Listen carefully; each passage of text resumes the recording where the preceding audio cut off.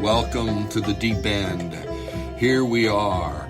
I don't even know what number deep end this is, but the whole key here is, I've spent my life with my head in philosophy and theology and physics and astronomy and Star Trek and Star Wars and Asimov and every other sci-fi writer I can think of.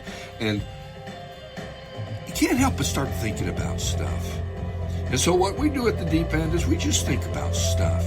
We're not necessarily a great, thinkers or anything. We're just normal people. So welcome to the deep end. And today, we're going to take you to where we are right now. See, our human family is on quite a journey. And here at the deep end, I have tried to offer a way to think about this journey. We've reflected and contemplated on the way the universe took nothing and made it into everything through three essential processes. Those processes: complexification, differentiation, and semi-permeability. How they turned being, that early Higgs boson, the early hydrogen, and turned it into the full elemental table, and then into life with those same essential processes. And then life, again through the three essential processes, was turned into consciousness, self-consciousness. Those same processes are at play within self-consciousness right now in our world. That's you and me, the human family. And today, I want to think about one of the most amazing and inexplicable things that I've come across, and I continue to just be blown away by: civilization. Yeah, it's one of those things that's like the fish trying to see the water. We're right in it. One of the things self-consciousness does is meet up with other conscious beings and organize. It just happens. It's natural. Wherever human beings were, it happened. And within the story of how humans organized, eventually we learned how to plant seeds and tend the garden. And not only did the garden grow, along with husbandry and domesticating animals, but so also did our human communities, until food was no longer an issue. We had more food than we can eat. We had a surplus. And all the family members, well, they weren't needed anymore to hunt, gather, farm, or ranch. So we see the rise of new kinds of vocations. Not just vocations, but leisure time. And the artisans of pottery, carpentry, metallurgy, the arts, they all emerged. Cultures emerged within these complex organizations. And we had to find some way to keep track of our surplus and evaluate its worth there within the community, within this complex system. And thus the rise of written language, mathematics, accounting. People gathered around a common center, and a complex system of relationships emerged. Civilization, from the Latin root civitas, which means city. And most of the time it was organized around religion or some despot or some ritual. But what really matters is what happened was a revolutionary concept. It was an evolutionary leap. And so I want us to see that civilization is an evolutionary leap, if you will. And if we look historically, the earliest, we can go to proto-civilizations, but I'm not going to get into that. But the biggies, the big broad strokes are Sumeria, which is Mesopotamia. Today it's Iraq. That's about 6,000 years ago, about 4,000 BCE, before the Common Era. And shortly after that, Egypt, and then the Indus Valley, which is India, and then China, and then Central America. All of these, and most of these came around, were centered around rivers, which is very interesting to me. But I have to say that today's podcast, I'm just continually blown away at how complex civilization is and how it hangs together. It's just amazing to me. You know, if we look at the characteristics of civilizations, cities emerged, record keeping emerged, art and architecture, specialized workers, we talked about that, technology, religions, social classes, civilization, all of these are connected. Complex institutions emerged from the priesthood to the scribes to the accountants. There was a division of labor. Governments formed. Writing happened. Governments became organized. There was job specialization. There was food surpluses. It's quite an amazing thing when you think about how all this happened. And it's almost like nobody was in charge of it. It just started happening. It organized itself. I'm convinced that this evolutionary leap of consciousness that became civilizations is an amazing event in so many ways. So today I want to both celebrate and be confounded by this phenomenon of organization that seems to be some kind of analog to creation itself. It's created its own ecosystem, not unlike nature. And as we reflect, I remind you from our podcast on the Bible begins in a garden and it ends in a city of light and love. So today, yeehaw for civilization and a recognition that everything seems to be moving towards some kind of global civilization. The turmoil, suffering, and challenges in this journey of civility are huge. Yet the fact that so many billions of human beings are living stable lives, food, water, housing, education, work, leisure, and pleasure, it's kind of hopeful when you think about it. Now, we have a long way to go. I'm not suggesting that we've arrived anywhere other than the fact that we've arrived to today, to what is who we are, and that this arrival, man, it's again, it just blows my mind. It amazes me. So let's go and realize that we can celebrate now and where we're going, even though we don't really know where we're going. And I think that's part of the mystery of life. So just a big woo-hoo for how far we've come and how many are already on this journey. I mean, we're talking billions. Civilization was an evolutionary leap into a whole new way of organizing ourselves into a higher order of relationships. It's quite amazing. I mean, I drive through the city and you drive through the warehouse and you see the steel places, the brick places, the carpentry and wood it's like, man, how does this all work? So today, my cohorts, Bob Hayes coming to us from Florida, Mary Ann Rudis coming to us from Spokane Valley, and again, I'm Redhawk coming to you from Spokane, Washington. I want to put it to my cohorts, what would you most like to celebrate in this civilization that you are a part of? Bob, we'll start with you. What say ye on this? Well, you've laid out what sounds very positive and a sort of a movement from simple to complex and so forth. I think what I'd like to celebrate is the pain and suffering that undergirded the development of civilization. Because most of what you just discussed was built on the backs of slaves.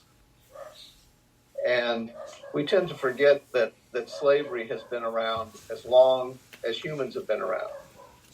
Whether they were captured from an opposing tribe or they were thrown into slavery because they couldn't afford to pay a debt. But most of these big monuments and things that we look back on and we marvel at how could they have done this, in the past? How could they have built the pyramids? How could they have built Stonehenge? How could they have built the great buildings in these ancient cities? Well, they built it on the backs of other humans. And I think what we need to celebrate is how we really very recently in our history have begun to look at our fellow humans in a more egalitarian manner. That everyone, no matter whether they're rich or poor, whether they're of the same skin color as one group or the other, that they all have worth. And that is a new concept that is overlaying our current civilization, and it's one that we're still fighting with. So I want to celebrate the people who persevered over the ages from the bottom up. Yeah. And Bob, what you're bringing up is justice. That a growing edge of civilization is justice. So that when we see that civilization created a division of labor and job specialization, those at the bottom were carrying the bricks and moving moving the logs. It wasn't always pleasant. Matter of fact, it was rarely pleasant, if you will. So I think that that's an important thread to pull on. And I was hoping you weren't going to say we should celebrate slavery, and you didn't. So thank you, Marianne. Yeah, that would be a hard thing to celebrate. Well, I think although some of the books I've been reading lately, from the 1870s to 1970, woo, we were. Yeah. Well, it's interesting. Sorry, just real quick. The Bible discusses slavery, but nowhere in the Bible does it say that slavery is wrong. So we've come a long way from even the attitudes that wrote the Bible. Yeah. Go ahead, Marianne. Well, and something along those lines that's interesting is when you were talking, Bob, you said they built it on the backs of other humans. Well, they were humans too. So it's like it's a structural way that society was put together to hopefully try to advance it forward. And I think for me, the best thing about civilization is it's not static, it's evolving, and we're learning and growing. And that, the idea that everyone has worth is just the beginning. Does everyone have equal worth? And I think that's the question that we have to look at now. And I think that's part of that whole slavery piece too is, people had worth, but was it equal to the others that were dictating what another human being can do? Go ahead. Well, and as we're trying to move towards I think right now we're in this struggle for totalitarian forms of government versus democratic forms of government. And the idea in a democratic form of government is everyone has equal worth, everyone has freedom to affect their own destinies, their own course in life. Where the other it's the opposite, where people are told what to do and what their station in life is and what role they're going to play, be it in a slave situation or in a just your common worker situation. Anyway, so and this is a celebration podcast. So I'm going to go, Bob is celebrating the justice and Marianne is celebrating the struggle for equal rights. Well, I'm going to celebrate communication. I am really amazed how we've gone from speaking language to written language to the printing press, which, talk about equal rights.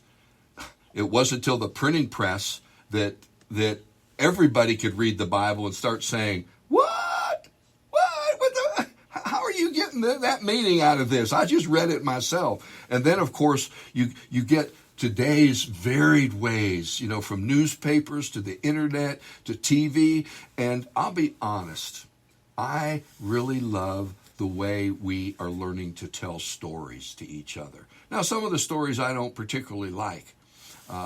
However, entertainment, the way that the entertainment business is beginning to tell the human story to ourselves, and the mediums that we're now using to do that, I celebrate that, and I think there's great hope in that. Now, AI and all this stuff, it's going to confound it. We can find all kinds of little dark corners. But the fact is, more people are eating, having a place to sleep, having a job to support themselves, having some leisure time and pleasure than ever before in the history of the world. And is all the problems you've talked about, all the little boogeries that humans are full of, that itself is cause for celebration. There's no way we move forward without suffering.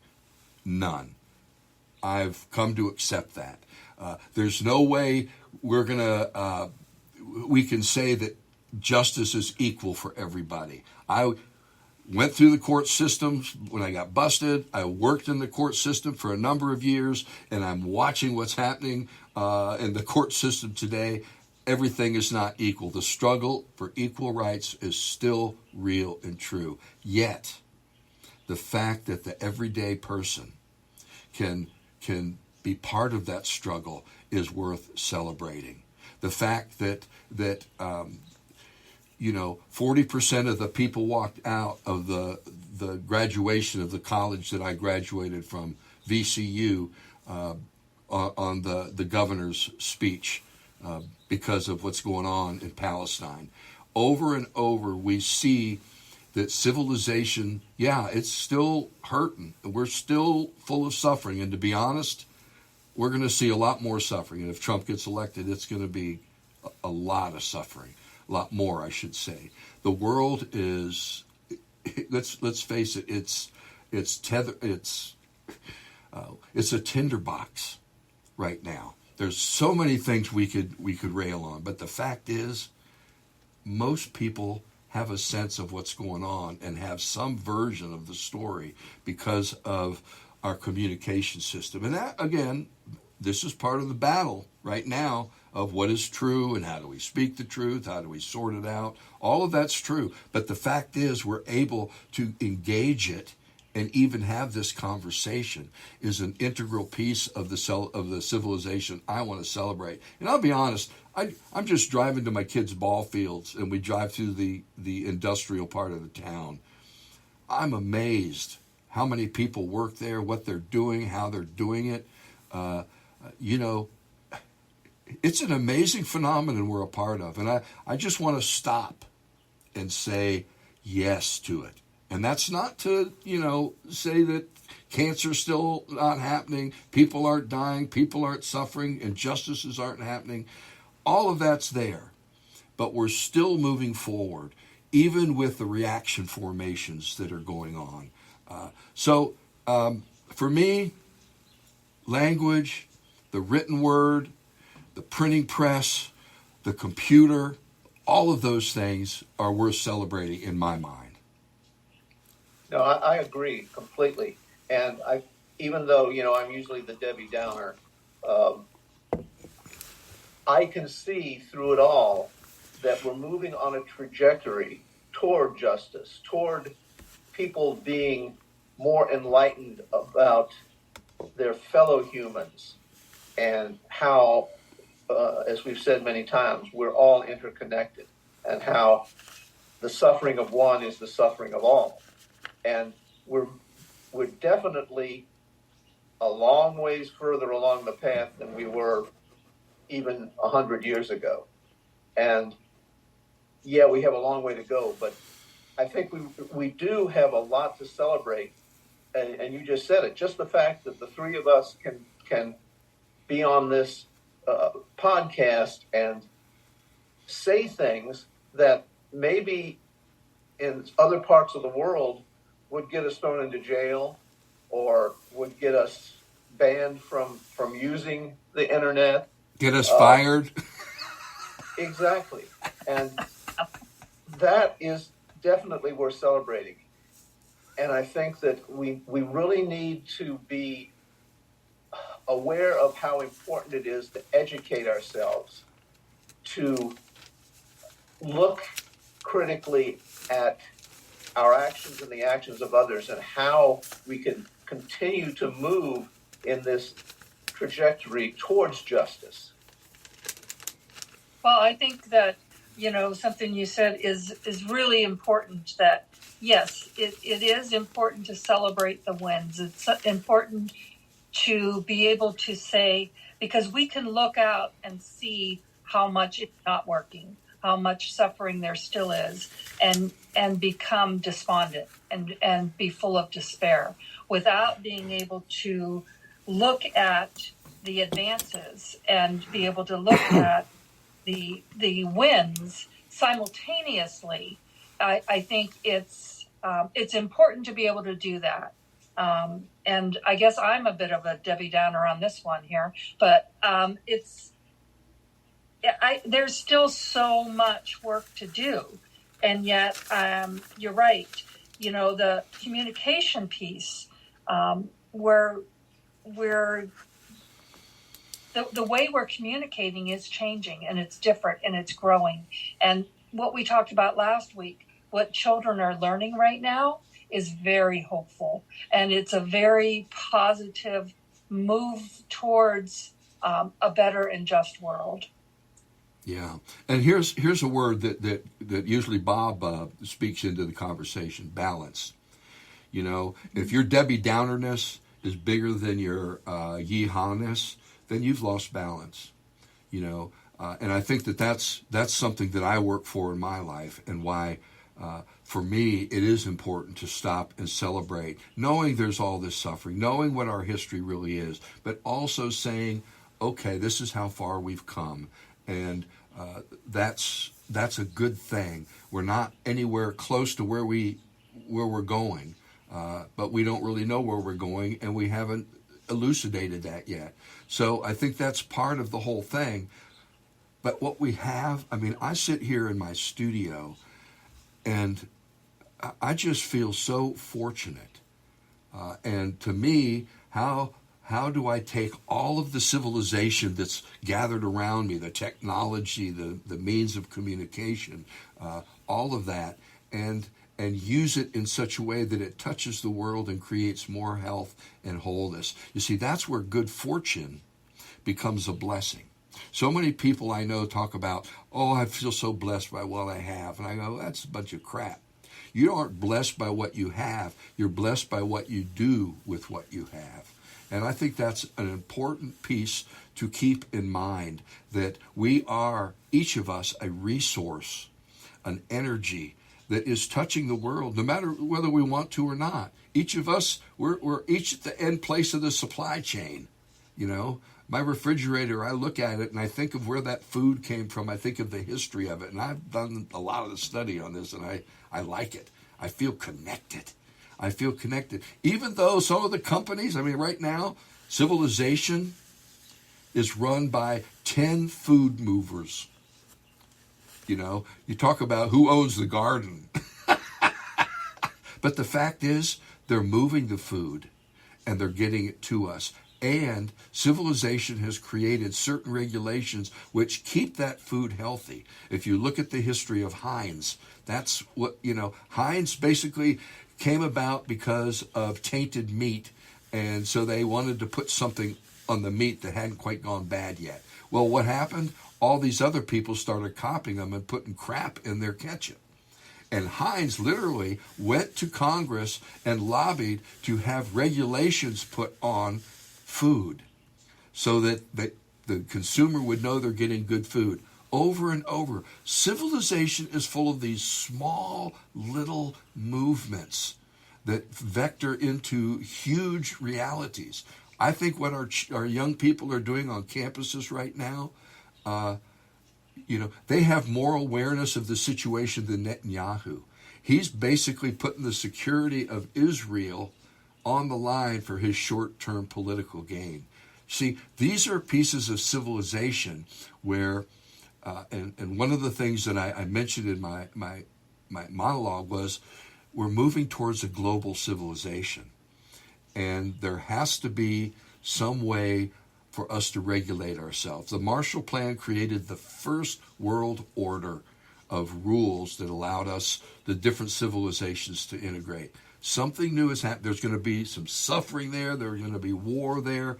But the fact is, this huge leap of consciousness into civilization is still going on and still trying to create a world of civility. Does that make sense? I mean, I'm kind of babbling here, but Yeah. It does. But let me borrow a word from Marianne, and that's discernment.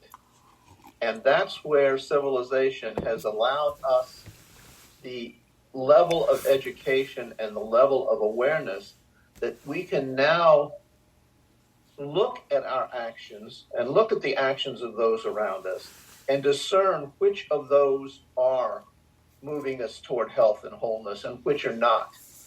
Now, sometimes that's worthy of celebrating, by the way. That's worthy of celebrating.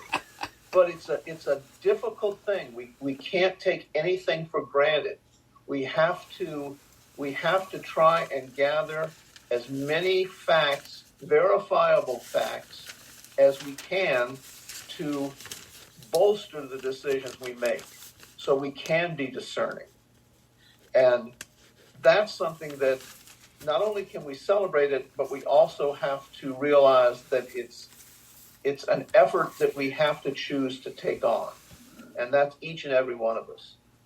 Yeah, and it's like we're not sure of the way forward, and it's by looking at what worked and what didn't, and how we move and make rules that we can all agree upon to live in a society.